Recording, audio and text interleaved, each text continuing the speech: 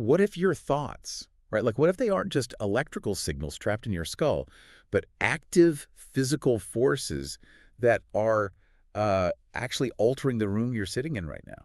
Right. It's a wild It concept. really is. So just think about that for a second. Today, we are basically tearing up the mechanical blueprint of the human body.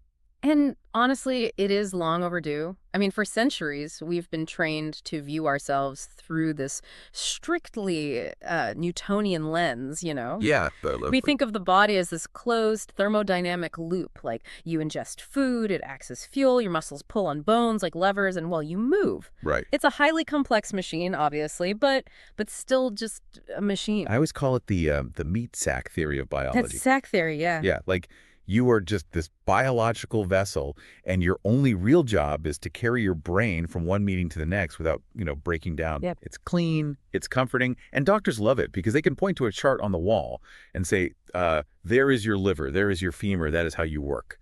We just love putting physical reality into neat little boxes. We do, but the moment you zoom in past that organ level, right, past the tissue level, and you start looking at advanced quantum biophysics and like that somatic architecture and neurodevelopment, that mechanical blueprint completely falls apart. It shatters. It really does. You realize the body isn't a passive object at all. It is an active, like frequency emitting operator. Okay, let's unpack this.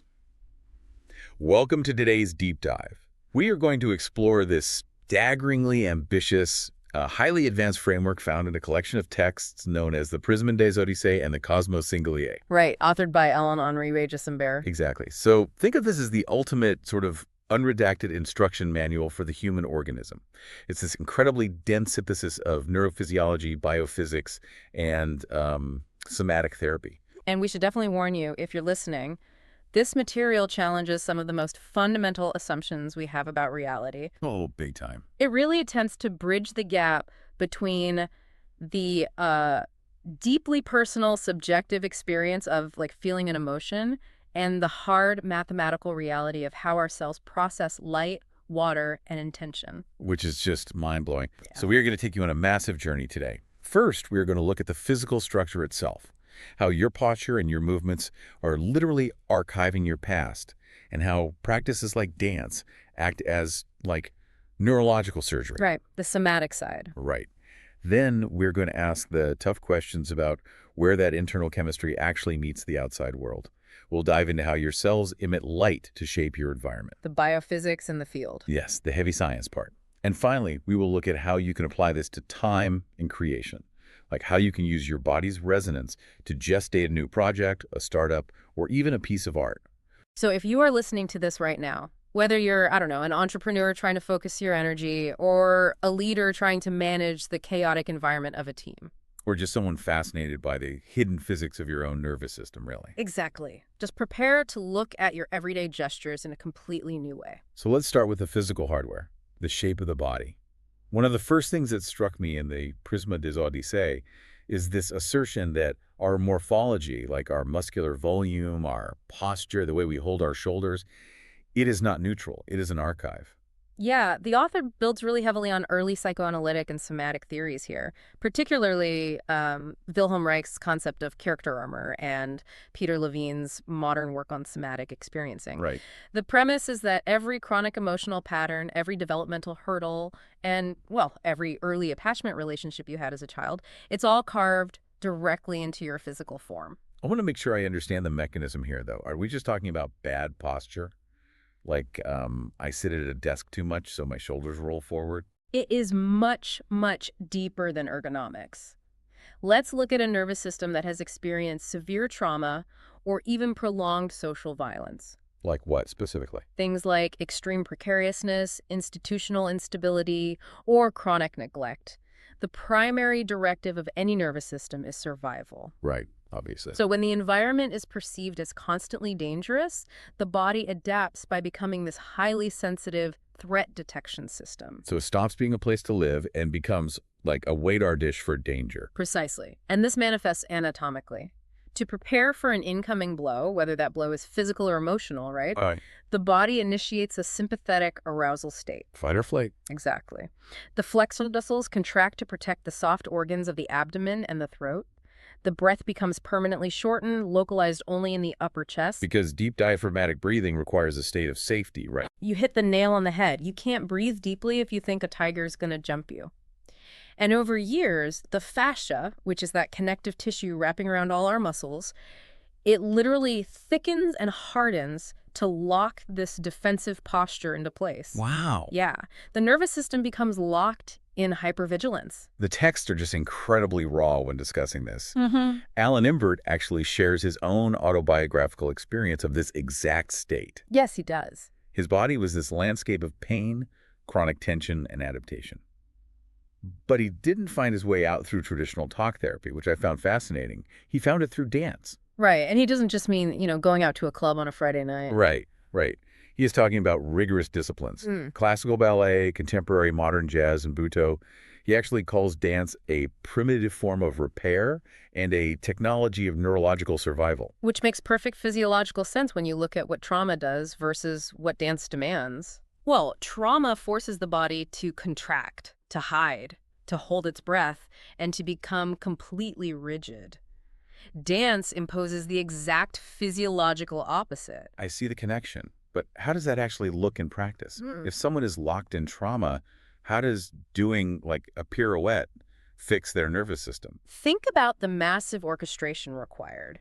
To execute a complex dance movement, you have to actively release chronic tension just to achieve fluidity. You can't be stiff. Exactly. You must occupy space, expanding your limbs outward rather than pulling them inward. You are forced to breathe rhythmically to sustain the muscular effort. So it's like a forced override of the trauma response. Yes. Neurologically, you are demanding that your brain do several massive calculations simultaneously. You lighting up the whole dashboard. You really are. You are firing the motor cortex to initiate the movement. You are relying heavily on the insula, which is the part of the brain responsible for interoception. That's your internal sense of your body's state, right? Like your heartbeat and muscle tension. Exactly. Plus, you are activating mirror neuron circuits if you are dancing with others or watching a choreographer, and you are maxing out the prefrontal cortex for spatial planning and timing. Wow. Okay. So, by forcing all these networks to synchronize, you are teaching a threat detection system that it can be an instrument of expression again. It is neuroplasticity happening in real time, literally rewriting that character armor. I love how the texts categorize this somatic experience into 4 distinct states. It really helps break down the architecture of how we move through the world. The first state they identify is the static body. But they make a huge point to say that static does not mean immobile. No, true immobility in biology is death. Right. The static body is a state of dynamic equilibrium. I mean, even when you are just standing still waiting for a bus, your body is performing millions of micro-adjustments. Just to keep you upright. Yeah, your proprioceptors are reading gravity, your inner ear is balancing, your postural muscles are firing and releasing. The argument here is that if you can cultivate a solid, aligned physical presence without rigidity, you inherently cultivate a stable psychic presence. The mind rests on the architecture of the bones. That's a great way to put it. If the physical foundation is shaky or tense, the mind will be anxious. Building on that, we have the second state, which is the dynamic body. This is the foundation put into motion. Our everyday gestures, walking to the kitchen, reaching for a mug. Yes. Then at the peak, we have the third state, the dancing body. The texts describe this as the most integrative form, where biomechanics, emotion, and pure presence just fuse. It says the dancing body knows that form responds to intention. It is the realization that the body is not just a vehicle for movement, but an active language. But the most crucial state identified in this framework, and arguably the one that modern productivity-obsessed society completely ignores, is the fourth state. Right. The in-between body, or the core entre deux. The transitions, the space between the notes, basically. Exactly. We put all our focus on the action and the result, But Imbert argues that the quality of these transitional zones dictates the quality of everything that follows. Give me an example. Well, think about the space between effort and rest, or that weird twilight zone between sleep and wakefulness. Let's make this really tangible for the listener. Like, take a breath right now. Inhale, and before you exhale, notice that tiny fraction of a second where the breath turns around. The respiratory silence. Yes. The text argues that the quality of that specific pause determines the depth and the nourishment of the next breath you take. That is a perfect example. It's kind of like the clutch in a manual transmission car. If you don't engage the clutch smoothly during the transition, the gears grind, no matter how powerful the engine is. Ah, I love that analogy. Thanks. The in-between body is the clutch of the nervous system. It is in these micropauses that the brain integrates information and realigns homeostasis. If you rush the transitions, you accumulate biological debt. And this focus on micro movements brings us to something that honestly initially sounded very esoteric to me. Mudras. Right. The precise hand gestures used in various Eastern traditions, and tactile cartography, which is essentially mindful self-massage. So easy to dismiss these as just, symbolic rituals. Oh, absolutely. But the Prisma des Odyssées provides a staggering biophysical breakdown of why these specific touches matter.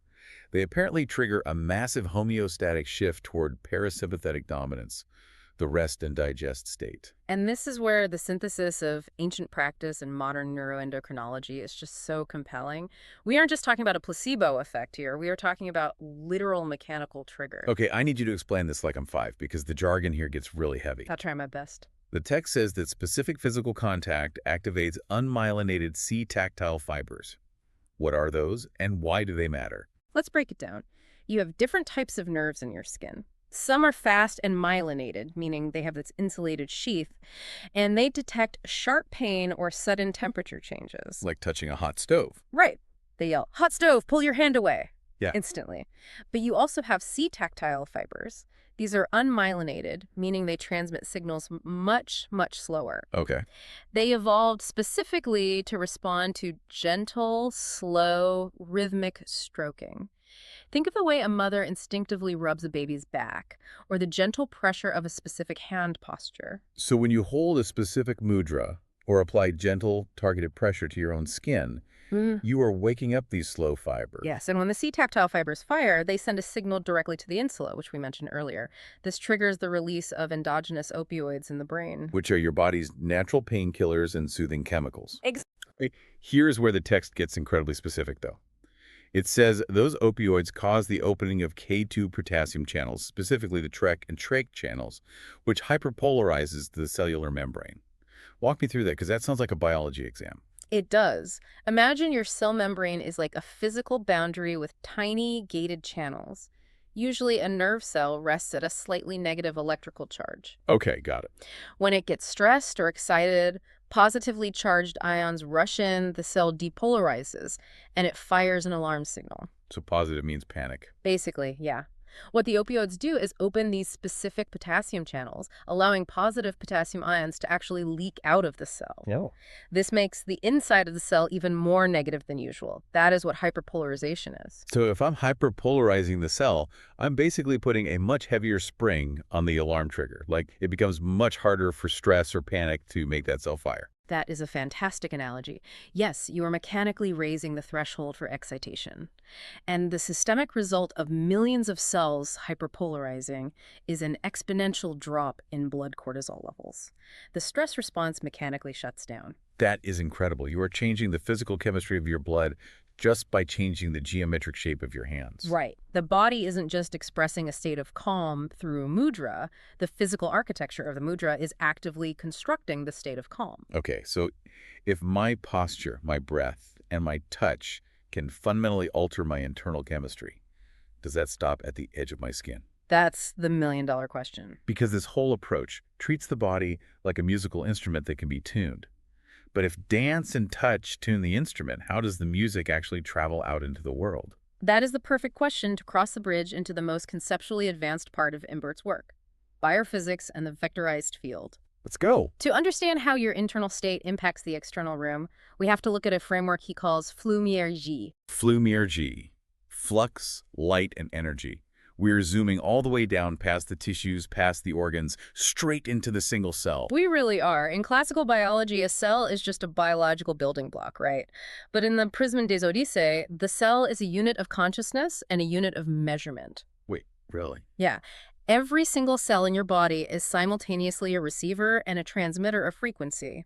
And the physical medium that carries your internal metaphysical intention out into the material world is light. Biophotons. Yeah. Ultra-weak photon emissions. Sure. So you were saying we were literally emitting light. Yes, and this isn't a metaphor, it is measurable biophysics. All living cells emit a constant, low-level stream of photons. But doesn't science just say that's like a byproduct? Yeah, conventional science largely views this as metabolic exhaust, just a byproduct of cellular respiration and the relaxation of reactive oxygen species. But Imbert posits something much more radical. He argues that biophotons are the signal source. They are the invisible vectors of cellular communication. Meaning they aren't just exhaust, they are the exhaust pipe and the steering wheel. They are translating a thought or a will into an electromagnetic impulse that can alter matter. Exactly. And the text provides a literal mathematical equation for how this process of intention works. Yes, I want to spend some time on this equation because it looks like abstract math on the page, but it's meant to be applied to daily life. The equation is action equals m times c times f over pi. Before we define these, let's ground this in a relatable scenario for the listener. Good idea. Let's say I'm sitting at my desk and I need to write a highly sensitive, difficult email to my boss asking for a raise. How does this equation apply to me in that moment? Perfect scenario.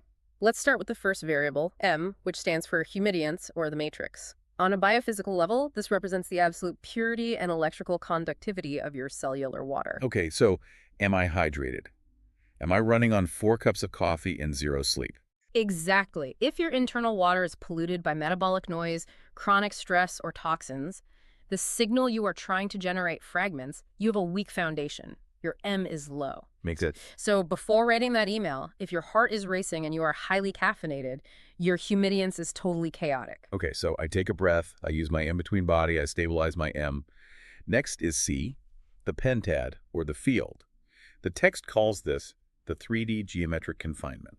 What does that mean? Think of C as an electromagnetic funnel. When you have a burst of energy or intention, entropy naturally wants to scatter it in all directions, like a bare light bulb illuminating a whole room dimly. Right. The pentad is your ability to spatially confine your intention. In the context of your email, are you focused entirely on the screen and the exact wording?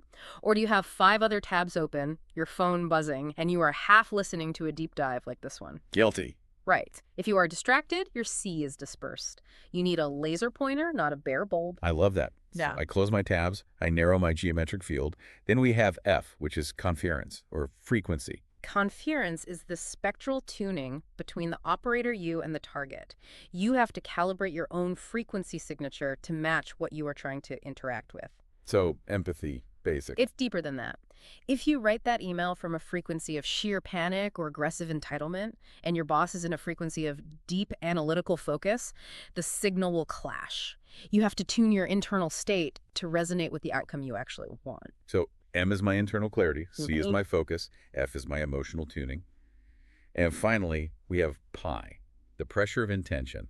This is the engine driving the whole equation. Yes, pi is the active kinetic vector. It consists of proportion like the scale of your impact magnitude, which is the raw power of the wave, and length, meaning how long you can sustain the focus. Okay. If you hold all those variables, pure matrix, tight confinement, resonant frequency, and sustained pressure, the thought ceases to be just a thought. It becomes a localized physical force. I have to stop you there. I'm going to play devil's advocate because this sounds like pure science fiction. I know it does. Are we seriously saying that focusing hard on an email changes the physical reality of the room or the recipient? Like, where's the evidence backing this up? The framework leans heavily on documented psychoneuromuscular phenomena to bridge this gap. The most famous example cited is the basketball visualization experiment. Right, the University of Chicago study. Walk us through that, because it is wild. Researchers took a group of students and tested their free throw accuracy. Then they divided them into 3 groups. Group A physically practiced free throws every day for a month. Group B did absolutely nothing. Lucky Group B. Yeah. But Group C did not touch a basketball, but they spent the same amount of time as Group A sitting in a room, eyes closed, vividly and intensely visualizing themselves successfully shooting free throws. And the results? Group A, the physical practice group, improved their accuracy by 24%. Group B, the control, didn't improve at all. Group C, the visualization group, improved by 23%. Almost the exact same amount. By purely generating the internal signal, optimizing their M, C, F, and pi, they altered the physical architecture of their neural pathways and muscle memory almost identically to physical exertion. Because the cellular field doesn't strictly differentiate between a vividly imagined action and a physically executed one. Exactly. The thought is an impulsive signal that engages matter. And Imbert's framework takes this observation and assigns exact, measurable terahertz frequencies to different types of intentional projection. Right. He calls them telekinetic signatures. This is the part that made me reread the page 3 times. It claims that if you focus your intention on a specific person, say, feeling deep compassion or connection, your brain and body align to a frequency of exactly 44 terahertz. How on earth do we arrive at 44 terahertz? Like, how are we measuring the frequency of compassion? I mean, it sounds esoteric until you look at infrared spectroscopy. Mm-hmm. The human body is mostly water, carbon, hydrogen, oxygen, and nitrogen. Basic chemistry. When the nervous system enters a deep vagal state, which is the biological state of compassion and safety, the tension in the molecular bonds of your tissues physically changes. The actual bonds tighten or loosen. Yes. And the vibration of those specific carbon, hydrogen, oxygen, nitrogen bonds under parasympathetic dominance emits a frequency in the mid-infrared spectrum around 44 terahertz. And the text describes this emission as a spectral halo of rose powder. Which is a qualitative sort of visual description of that specific thermal and electromagnetic radiation. Okay, what about kinetic movement? If I am a basketball player visualizing that jump shot, what is my frequency? When you activate the premotor cortex to simulate a kinetic release, you are demanding rapid oxygen transport. This prepares the iron atoms in your hemoglobin for action. Wow. That specific cellular tension generates a signal at 88 terahertz. Imbert describes this as a radiant gold flash. The body is literally priming the physical matter for explosive force. And if I am not thinking of a person or an action, but a location, say I vividly picture my childhood home or a specific mountain. You activate your brain's place cells and grid cells in the hippocampus. This creates a telluric anchor, stabilizing your frequency much lower at 12 to 18 terahertz. It acts as a grounding mechanism, interacting with the carbon structure of your body, which he describes as a radiant lavender emission. Let's bring this into clinical application. If a practitioner knows these frequencies, how do they use them? The text introduces the sonda integral, or the integral probe. But I want to be clear for the listener, this isn't a machine you buy and plug into a wall. No, not at all. The sonda integral is the practitioner themselves. It is a highly tuned, multisensory posture. An operator uses their own statalized nervous system to read the echoes de corps, or body echoes, of the person or environment they are observing. What exactly are they measuring, though? 3 things. First, the data. This is the baseline. Heart rate variability, respiratory rate, skin temperature. It tells you the immediate metabolic load of the subject. Second, the latencies. The reaction time. Yes. If the operator introduces a stimulus, a word, a touch, a shift in their own frequency, how long does it take for the subject's physiology to respond? Okay, I see. If the response is immediate, the system is resonant and healthy. If there is a massive delay, the subject's system is saturated.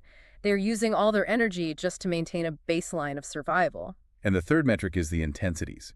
This is the biophoton heat mapping. Mm-hmm. The operator is trained to sense where energy is pooling hotly around old traumas, or where there are cold spots like areas of the body that have been numb and siphoned of energy. And this brings us to one of the most fascinating biological mechanisms in the whole text. Mm-hmm. When a practitioner uses this intense, coherent resonance, it doesn't just bounce off the skin. It actually penetrates and restructures the water inside the subject's cells.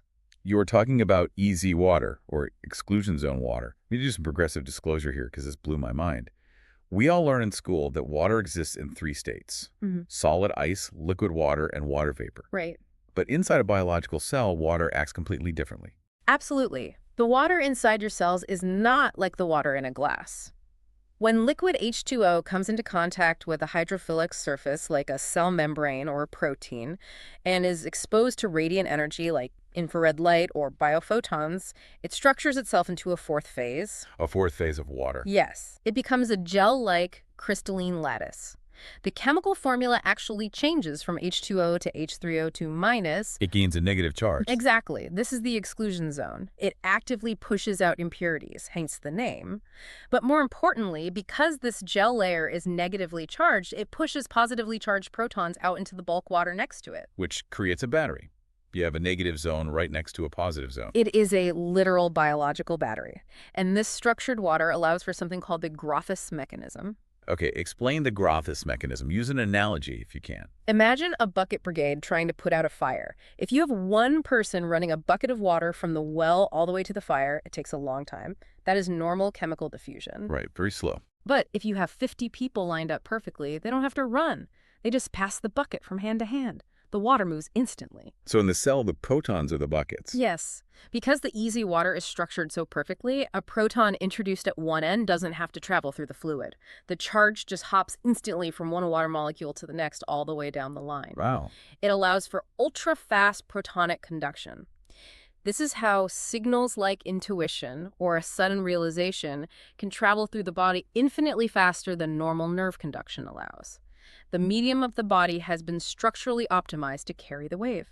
I am amazed by this, but I have to push back again. Go for it. If our intentions are literally reshaping cellular water into batteries, and we are constantly emitting 44 terahertz of compassion and 88 terahertz of kinetic tension, just blasting biophotons everywhere, why aren't we exhausted? If every thought requires this massive biophysical output, shouldn't a CEO or a creative just, like, collapse from metabolic burnout by noon? They often do. Oh, good point. And that is the exact vulnerability of this system. You have hit on the most critical safety protocol in the Prism de Odyssey. It is a concept called silence operatoire or operative stasis. Cultivating the void. You are entirely correct that emitting these frequencies has a massive metabolic cost. Your easy water depletes. If you are constantly broadcasting at maximum volume, you experience what the text calls information siphoning. Sounds bad. It is. Your biophoton emission becomes chaotic, and you suffer severe metabolic burnout. So how do you prevent that? How do you use this without destroying yourself? Operative silence is the rigorous discipline of returning to a neutral zero-point state. It is not just taking a break. It is the active cessation of all emission. The operator shuts down external interference, stops trying to influence the field, and allows the easy water to recharge. So you have to power down completely. Yes. The power of your signal relies entirely on the depth of the silence that precedes and follows it. You cannot be an antenna if you are constantly transmitting. Sometimes you have to just receive. Wow. The rest is the work. Which brings us perfectly to the final phase of our journey today, time and creation. How does a creator, an entrepreneur, or a leader actually use this biophysical framework to gestate a project in the real world? Well, to understand creation here, we have to completely change how we view time. We are introduced to the concept of the cerebral hologram. Okay, what is that? Classical Newtonian time says the past is gone, the present is a fleeting microsecond, and the future is a blank slate. Imbert's model argues that the past does not disappear. It is retained in the electromagnetic field as raw material. The text has this beautiful line, informational seeds are planted in the present, carrying the geometric potential of your future material and geographic dignity. Meaning every action, every focused email, every conversation you have right now is an informational seed. It has a specific frequency and geometry. Right. When you are gestating a startup, writing a novel, or building a community, you aren't just crossing off tasks on a to-do list. You are planting geometric structures in the field that will eventually crystallize into physical reality. And this leads to an incredibly powerful tool for entrepreneurs, anticipatory resonance. The text calls this an inverted science. Classical science is purely reactive, right? A bridge collapses and engineers work backward to find the microfracture. A company goes bankrupt and analysts work backward to find the bad Q3 earnings report. Anticipatory resonance is proactive. Because if a project is emitting a frequency before it fully materializes, a tuned operator can read the pre-signal. Exactly. Let's say you are launching a new product. If you have tuned your own body using the Sonda integral, you can literally feel the dissonance in the project's field before the product even launches. What does that feel? You might feel a somatic tightening in your gut or a chaotic latency in how your team communicates. You can feel the frequency of a probability. Yes. If the pre-signal is chaotic, the materialization will be chaotic. By sensing this, the creator can adjust their intention. They can go back and tweak their MCF pi equation and realign the project's biophysical state before the failure ever occurs in reality. It is preventive frequency surgery on a business concept. That's a brilliant way to phrase it. That is profound. But practically speaking, the mental weight of that is terrifying.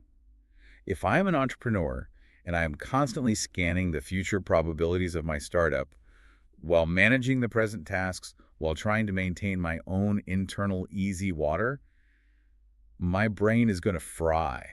The cognitive load is immense. The text refers to this as traction cognitive, the heavy friction of holding complex, multidimensional timelines in your head. So how do you manage it? To regulate this, you cannot rely on your brain alone. You have to externalize the geometry. You have to use fractals of time and cycles of crystallization. And the most stunning example they give for this is the Karasansui, the traditional Japanese Zen dry rock garden. It is the perfect illustration of somatique strategic. A Zen garden is not just decorative landscaping.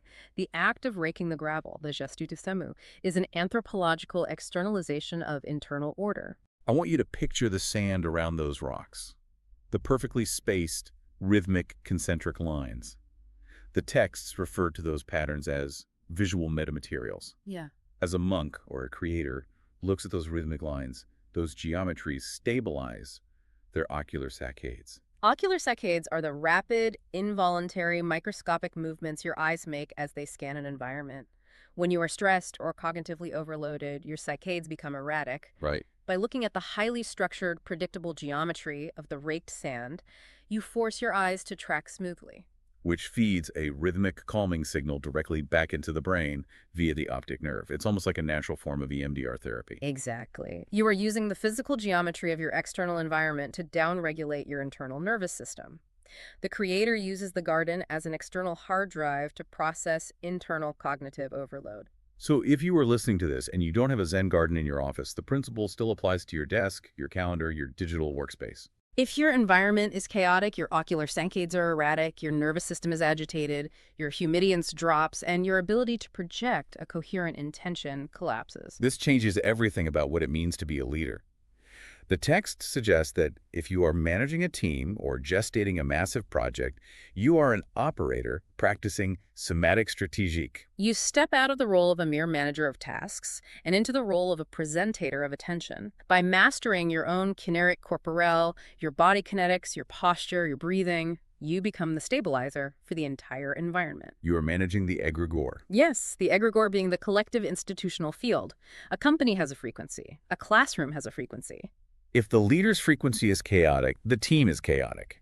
But if your frequency is coherent, if you are anchored at 12 to 18 terahertz, you literally entrain the nervous systems of everyone in the room to your stability, your physical presence, your breathing, the literal visual geometry of the desk you are sitting at. Yeah. They aren't secondary to your work. They are the work. Your body is the 3D printer for your ideas. That is the ultimate revelation of the Prisma des Odyssey. The separation between the mind, the body, the external environment, and the future timeline is an absolute illusion. It is a single, continuous, interconnected web of resonance. You cannot change one without altering the others. What a journey. Let's try to synthesize the massive ground we've covered today. We started by looking at the human morphology not as a static object, but as a living archive of trauma and adaptation. Right. We explored how practices like dance and precise tactile mudras can act as neurological surgery, hyperpolarizing cells to actively dismantle hypervigilance. Then we zoomed down to the quantum level of Flumiergy, discovering that our cells are constantly emitting biophotons. We explored the rigorous math of intention and how our internal state structures the very water in our cells to act as a biological battery, transmitting signals at exact terahertz frequencies. And finally, we saw how creators and entrepreneurs can use this physics to read the pre-signals of the future, using anticipatory resonance to navigate projects and leveraging the physical geometry of their environment to stabilize their cognitive load. The most important takeaway for anyone listening is that this is not theoretical philosophy. This is happening right now. Right now. Every time you consciously slow your breathing in the in-between moments, every time you direct focused compassion at 44 terahertz towards someone you love, you are actively mechanically participating in the architecture of the living world. You are a tuned resonator. We've spent this entire deep dive exploring how your body acts as an antenna, emitting light and shaping the physical field around you, based entirely on the purity of your intention and the stability of your physical presence. So I want to leave you with one final thought to mull over. Take a look at the room you are sitting in right now. Look at the walls, the objects, the space, the people, if there are any. Based on the informational seeds you've been planting today with your mood, your posture, and your focus, what kind of future geometry are you unconsciously forcing this room to build tomorrow?